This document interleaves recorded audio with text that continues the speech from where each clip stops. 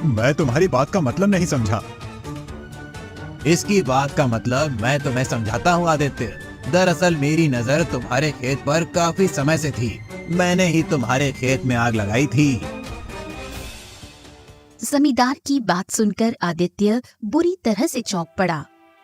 हाँ, मैंने आग लगाई थी। मैं जानता था कि तुम्हारी पुत्री बीमार है और उसे इलाज की बहुत ज्यादा आवश्यकता है। तुम इस गांव में घूम फिरकर कर्ज लेने के लिए मेरे ही पास आओगे और मेरी किस्मत तो देखो, मुखिया जी स्वयं तुम्हें मेरे पास ले आए।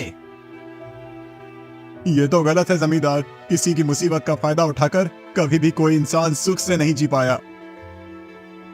ये बातें सिर्फ सुनने में अच्छी लगती हैं आदित्य।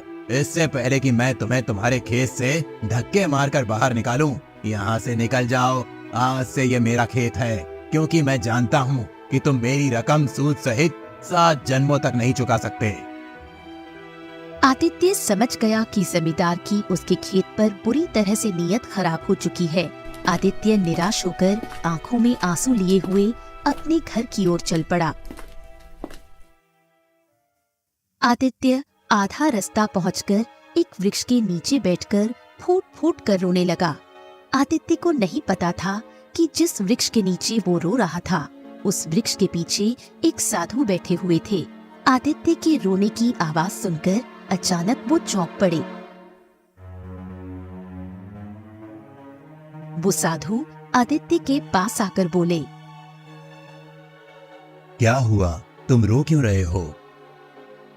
आदित्य रोते हुए सारी घटना साधु को बताते हुए बोला, मेरी पुत्री मौत की कगार पर खड़ी हुई है और मेरा खेत भी जमींदार ने मुझसे छीन लिया।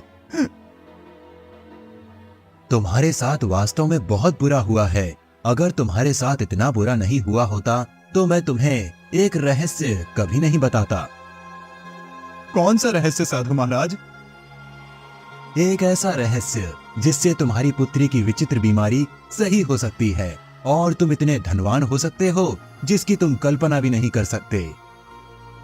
साधु की बात सुनकर आदित्य चौंकते हुए बोला, साधु महाराज, मैं केवल यही चाहता हूँ कि मेरी पुत्री स्वस्थ हो जाए। धन का क्या है, धन तो आता जाता है। धन तो मैं कभी भी मेहनत करके भी कमा सकता हूँ। मुझे तुम्हारी ये बात बहुत अच्छी लगी। अब मेरी बात ध्यान से सुनो। यहाँ से कुछ दूर एक घना और विचित्र जंगल पड़ता है। कहते हैं कि उस विचित्र जंगल में एक बहुत ही सुंदर झील बहती है। उस झील के किनारे एक दुर्लभ जादुई कमल का फूल उगता है। वो फूल केवल वही व्यक्ति प्राप्त कर सकता है जिसका मन लोभ और ईर्ष्या से दूर हो और जिसके मन में दूसरों के प्रति प्रेम और दया की भावना हो। जैसे ही तुम उस फूल को अपनी पुत्री के शरीर से स्पर्श करोगे, तुम्हारी पुत्री सही हो जाएगी। और अगर तुम एक बार उस विचित्र जादुई फूल से जितना भी धन मांगोगे, तुम्हारे पास उतना ही धन आ जाएगा। उसके बाद वो फूल गायब हो जाएगा, परंतु उस फूल तक पहुंचना बहुत ही असंभव काम है। साधु की बात सुनकर आदित्य बड़े ही आत्मविश्वास भरे लहजे में बोला, अपनी पुत्री की जान बचाने के लिए मैं बड़े से बड़ा खतरा उठाने के लिए तैयार हूँ साधु महाराज। तो फिर देर मत करो, यहाँ से दाईं ओर दिशा में मुड़ जाओ।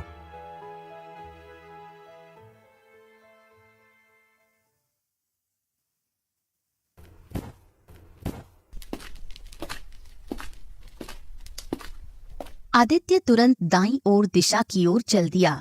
आदित्य सुबह से लेकर शाम तक पैदल चलता रहा। रात तक आदित्य बुरी तरह से थक चुका था। आदित्य के पैर जवाब दे चुके थे। थक हार कर आदित्य एक घने वृक्ष के नीचे कुछ देर आराम करने के लिए बैठ गया। आदित्य आराम करने के लिए बैठा ही था कि आदित्य ने देखा एक सुंदर हिरण उसकी कुछ ही दूरी पर दौड़ता हुआ आकर खड़ा हो गया।